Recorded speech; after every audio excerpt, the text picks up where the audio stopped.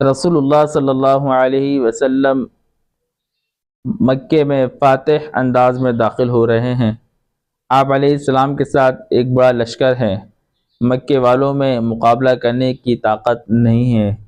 میرے نبی صلی اللہ علیہ وسلم اس پاور کے ساتھ داخل ہوتے ہیں۔ 20 رمضان المبارک ہے۔ مکے کے چاروں اطرافوں سے، تمام راستوں سے صحابہ کے دستے فوج داخل ہو رہی ہے۔ اللہ اکبر۔ تھوڑا سا پیچھے کی طرف جاتے ہیں۔ یہ وہ مکہ ہے جہاں سے آپ صلی اللہ علیہ وسلم کو ہجرت کرنے پہ مجبور کیا گیا۔ یہ وہ مکہ ہے جس میں ایک مرتبہ حضور صلی اللہ علیہ وسلم حتیم میں نماز پڑھ رہے تھے۔ حتیم میں نماز پڑھ رہے تھے۔ ایک ظالم نے آپ صلی اللہ علیہ وسلم کے گلے میں رسی ڈالی اور اس قدر دبایا کہ گلا گھٹنے کے قریب تھا۔ سیدنا ابو بکر دوڑتے ہوئے آئے اور اس کو دھکا دیا اور فرمایا اتقتلون رجلا ان یقول ربی اللہ، ارے تم ایسے آدمی کو مارتے ہو جو کہہ رہا ہے میرا رب اللہ ہے، ایسے آدمی کو مارتے ہو۔ یہ وہ مکہ ہے جہاں آپ علیہ السلام ایک مرتبہ سجدے کی حالت میں تھے۔ ایک کافر نے دوسروں سے کہا فلاں جگہ اونٹ کی اوجڑی ہے، لے کر آؤ، اور لا کے آپ علیہ السلام کے اوپر ڈال دی، اور سب مذاق اڑا رہے ہیں، ایک دوسرے کو لوٹ پوٹ ہو رہے ہیں۔ حضور صلی اللہ علیہ وسلم سجدے پہ ہیں۔ یہ وہ مکہ ہے جس میں میرے نبی ایک مرتبہ بیٹھے ہوئے تھے۔ آپ علیہ السلام نے اپنی دونوں بیٹیوں کا نکاح کر چکے تھے، 2 بیٹیوں کا نکاح، تو دونوں ابو لہب کے بیٹے تھے۔ ایک نے آ کے حضور علیہ السلام کو کہا میں تیری بیٹی کو چھوڑتا ہوں، دوسرے نے بھی طلاق دی۔ حضور صلی اللہ علیہ وسلم کو ایک ہی مجلس میں 2 بیٹیوں کی طلاق کا غم سہنا پڑا۔ یہ وہ مکہ ہے جہاں آپ صلی اللہ علیہ وسلم طواف کر رہے ہیں، مشرکین مکہ بیٹھے ہیں، آپ علیہ السلام کی ذات مبارک میں نازیبہ الفاظ کہتے ہیں۔ یہ وہ مکہ ہے جہاں حضور صلی اللہ علیہ وسلم کو جھوٹا کہا گیا، کذاب، ساحر، جادوگر کہا گیا۔ لست مرسلا، اللہ اکبر۔ کوئی عالم شریف نیک آدمی ہو اور کوئی اس سے کہے کہ آپ جھوٹے آدمی ہو، کوئی اس کو کہے کہ یار تم جاہل آدمی ہو، ایک پڑھے لکھے آدمی کو ایک جاہل آدمی جاہل کہے، کیا دل پہ چوٹ لگتی ہے۔ حضور صلی اللہ علیہ وسلم کو کہا لست مرسلا، اللہ اکبر، آپ کی رسالت کا انکار کر دیا، آپ تو رسول ہی نہیں ہیں، آپ تو رسول ہی نہیں ہیں۔ اتنی تکالیف، اتنی تکالیف۔ اس سے بڑھ کر 3 سال سوشل بائیکاٹ کیا گیا آپ علیہ السلام کا۔ شعب ابی طالب میں کوئی بائیکاٹ کی شرائط میں کوئی آپ سے اور آپ کے خاندان سے خرید و فروخت نہیں کرے گا، کوئی ملے گا جلے گا نہیں۔ ایسے شرائط لکھے کہ جس سے حضور علیہ السلام اور ان کا خاندان اور کلمہ پڑھنے والے سب یہ شعب ابی طالب میں سب سے تنہا ہو کر اکیلے ہو گئے تھے۔ 3 سال کے بعد جو شرائط نامہ بیت اللہ میں لٹکایا ہوا تھا اسے دمک نے کھایا اور پھر وہ ختم ہوا۔ یہی وہ مکہ ہے جہاں بلال حبشی کو رضی اللہ عنہ گرم ریت پہ لٹا دیا جاتا، حضرت صہیب کو سخت چٹانوں پہ، گرم چٹانوں پہ لٹا کر اوپر سے چٹان رکھ دی جاتی۔ حضرت ابو فقیحہ رضی اللہ عنہ کو خوب مارا جا رہا ہے، پسلیاں توڑی جا رہی ہیں۔ حضرت زنیرہ کو اتنا مارا گیا، اتنا اذیت دی گئی، جہاں ان تکلیفوں کی وجہ سے بینائی ضائع ہو گئی تھی۔ یہی وہ مکہ ہے جہاں سے صحابہ ہجرت کرنے پہ مجبور ہوئے، اور یہی وہ مکہ تھا جب حضور صلی اللہ علیہ وسلم جانے لگے۔ اللہ اکبر۔ ایک دور کسی پہاڑی پہ کھڑے ہو کر جہاں سے بیت اللہ نظر آ رہا تھا، حضور نے فرمایا ما اطیبک، ما اطہرک، ما اقدسک۔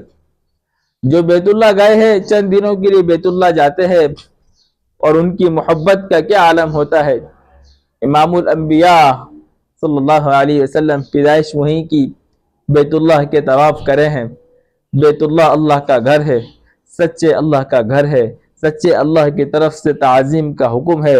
اب ان لوگوں کی وجہ سے، ان جہلا ظالموں کی وجہ سے حضور چھوڑ کے جا رہے ہیں، آپ کی آنکھوں میں آنسو ہیں، آپ بیت اللہ کو دیکھ کے بولتے ہیں ما اطہرک، ارے بیت اللہ کتنا پاکیزہ، کتنا مقدس، کتنا عظمت والا ہے، میں کیا کروں، تجھے چھوڑ کے نہ جاتا، لیکن تیرے رہنے والے مجھے چھوڑتے نہیں ہیں، یہاں کے باشندے مجھے چھوڑتے نہیں ہیں، مجبور ہو کر میں مکہ چھوڑ کر مدینے جا رہا ہوں۔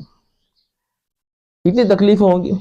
یہی وہ مشرکین مکہ، آپ مدینے میں گئے، انہیں بس خاموش ہو جانا چاہیے تھا، دشمن گیا جان چھٹی، نہیں، مدینے کے اندر بھی حضور چین سے نہ بیٹھے ہیں، کبھی بدر کے میدان میں آ کر تکلیف پہنچا رہے ہیں، کبھی احد کے میدان میں آ کر حضور سے لڑنے کے لیے کھڑے ہیں، کبھی کسی اور موقع پہ، یہاں تک کہ میرے نبی عمرے کے لیے آئے ہیں، روک دیا گیا، نہیں آنا آپ نے، بھائی ہتھیار نہیں ہے، یہ ہدی ہے، یہ عمرے کے پہ قربان کرنے والے جانور ساتھ لے کر آئے ہیں، ہم نے عمرہ کرنا ہے، دیکھ لیا جان لیا، لیکن ضد اس سال نہیں، اگر صرف عمرہ بھی کرنا ہے تو اگلے سال آؤ، جاؤ واپس، جاؤ واپس، بالکل بیت اللہ کے قریب تھے، کہا جاؤ واپس واپس۔ کتنا تنگ کیا گیا، کتنا پریشان کیا گیا، کتنا غصہ دلایا گیا ہوگا، اللہ اکبر۔ اس سب باتوں کے باوجود میرے نبی علیہ السلام جب داخل ہوتے ہیں، آپ صلی اللہ علیہ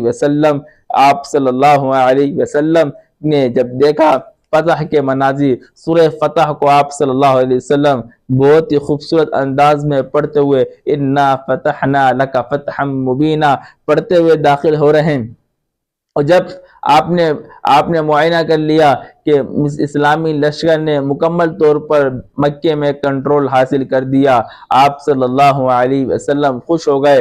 روایت میں آتا ہے میرے نبی جھکے ہیں اپنے کجاوے، اونٹ کے کجاوے سے اتنا جھکے کہ آپ کی داڑھی اونٹ کے کجاوے کو لگنے لگی، اور آپ کی زبان پہ جو الفاظ تھے وہ سننے والے، الحمدللہ وحدہ نصر عبدہ وہزم الاحزاب وحدہ، سارا کا سارا کریڈٹ اللہ کو دیا، اپنی طرف نسبت نہیں، ظالم بادشاہوں کی طرح نہیں کہ ہم نے یہ کرا ہے، ہم یہ کر دیں گے، ہم یہ کر سکتے ہیں، ہم وہ کر سکتے ہیں، کہا نہیں، الحمدللہ وحدہ، تمام تعریف ایک اللہ کے لیے ہے، نصر عبدہ، جس ایک اللہ نے اپنے بندے کی مدد کری، عبد غلام کو کہتے ہیں، اپنی عاجزی کہ جس اللہ نے اپنے بندے کی مدد کری ہے، حزم الاحزاب وحدہ، جس اللہ نے سارے لشکروں کو، ساری جماعتوں کو اکیلے تنہا شکست دی ہے، اللہ اکبر۔ دعوت کے کام کرنے والے، دین کا کام کرنے والے اس اصول کو ذہن میں رکھیں، فتوحات آئے تو اللہ کی طرف نسبت ہو، ایک اکیلے اللہ نے سارا کام چلایا ہے، سارا نظام چلایا ہے۔ جب ابو سفیان حضور کے سامنے آئے، یہ ابو سفیان وہ تھے جو اس سے پہلے ہر اسلام اور کفر کی لڑائی میں قائدانہ کردار ادا کیا ہے، ہر جنگ میں آئے ہیں، ہر جنگ میں ان کا پاور زیادہ ہوتا تھا کہ حضور کے خلاف، حضور کو ختم کرے، مسلمان کو ختم کرے۔ آج یہ حضور کے سامنے آئے، بالکل نہتے گرفتار، سمجھو کچھ نہیں کر سکتے، حضور صلی اللہ علیہ وسلم سے پناہ کے طلب میں آئے ہیں۔ میرے نبی صلی اللہ علیہ وسلم نے کیا فرمایا؟ اللہ اکبر، یہ ہے نبوت۔ من دخل فی دار ابو سفیان فهو آمن، جو ابو سفیان کے گھر میں داخل ہوا، فرمایا من دخل فی بیت اللہ فهو آمن، جو بیت اللہ میں داخل ہو گیا اسے امن، جو ابو سفیان کے گھر میں آیا اسے امن، جس نے اپنے گھر کے دروازے بند کر دیے، اسلحہ رکھ دیا، ہتھیار رکھ دیا، کا اس سب کو امن ہے۔ حضور نے ابو سفیان کو معافی نہیں کرا بلکہ عزت دی، بیت اللہ میں داخل ہونے والے کو جو عزت ہے، ابو سفیان تیرے گھر میں جو آئے گا ہم اس کو بھی عزت دے رہے ہیں، اسے بھی امن ہے، پناہ ہے۔ ایک صحابی جو وہ جوش میں تھے، ایک طرف سے مکے میں داخل ہو رہے ہیں، حضور دوسری طرف سے ہیں، جذبات میں آ کے ان کی زبان پہ تھا الیوم یوم الملحمہ، ان کے ذہن میں حضرت حمزہ کا کلیجہ تھا، ان کے ذہن میں بلال حبشی کو گرم ریت پہ ڈالنا یہ ذہن میں تھا، صحابہ کو تنگ کرنا، اپنے گھر چھوڑ کے بالکل سارے مال دولت سب کو چھوڑ کے تنہا مکے سے مدینہ جانا، یہ ساری چیزیں ذہن میں تھیں۔ جذبات میں بول دیا الیوم یوم الملحمہ، آج کا دن گوشت کاٹنے کا دن ہے، آج کا دن انتقام کا دن ہے، آج کا دن بدلے کا دن ہے۔ ابو سفیان کے کان میں آواز پڑی، دوڑتے ہوئے آئے، کہا یا رسول اللہ کیا آپ نے معاف نہیں کر دیا؟ کہا معاف کر دیا۔ کہا وہ یہ کہتے ہیں، میں نہیں، الیوم یوم المرحمہ، آج کا دن رحمت کا دن ہے، آج کا دن رحمت کا دن ہے۔ اور جب فتح ہو گئے، سارے مکے والے سامنے کھڑے ہیں، اب کیا فیصلہ ہوتا ہے؟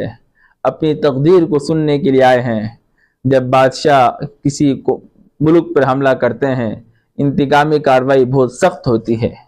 اب سب انتظار میں ہیں کیا فیصلہ ہوتا ہے۔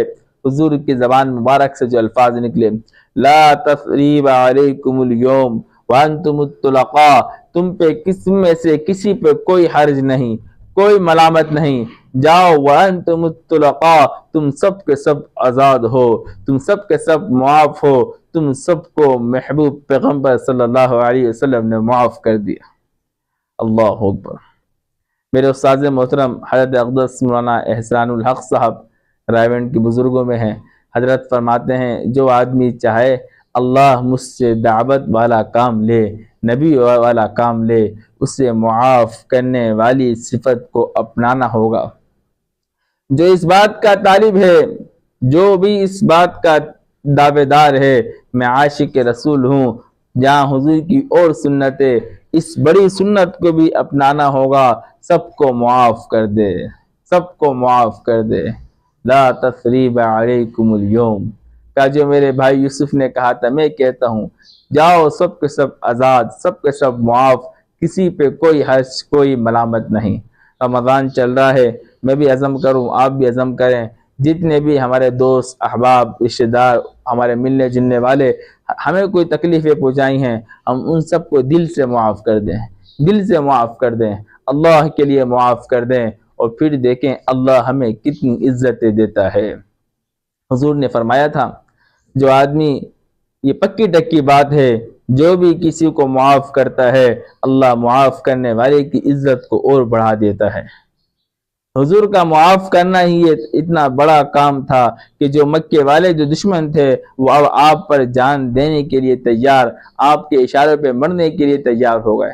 اگر حضور انتقامی کارروائی کرتے تو آس پاس کے لوگ مسلمان نہیں ہوتے، وہ بھی بھاگتے۔ وہ انتظار میں تھے مکے والوں کے ساتھ کیا ہوتا ہے۔ جب دیکھا مکے والوں کو معاف کر دیا، ایسا معاف کیا جس میں کوئی لان تان نہیں، کوئی ملامت نہیں، تو دوسرے قبائل یدخلون فی دین اللہ افواجا، دوسرے قبائل بھی فوج در فوج دین میں داخل ہونا شروع ہو گئے۔ اللہ پاک ہم سب کو معاف کرنے کی صفت عطا فرمائے۔ 20 رمضان المبارک یہ فتح مکہ کی یاد دلاتا ہے، جہاں فتح مکہ میں اور بہت سارے میسیج ہیں، ایک میسیج آپ کے گوش گزار کرنے کی کوشش کری ہے کہ لوگوں کو معاف کرنا اور کامیابی کی نسبت اللہ کی طرف کرنا۔ اللہ پاک ہمیں حضور صلی اللہ علیہ وسلم کی سیرت سے سبق حاصل کرنے کی توفیق عطا فرمائے۔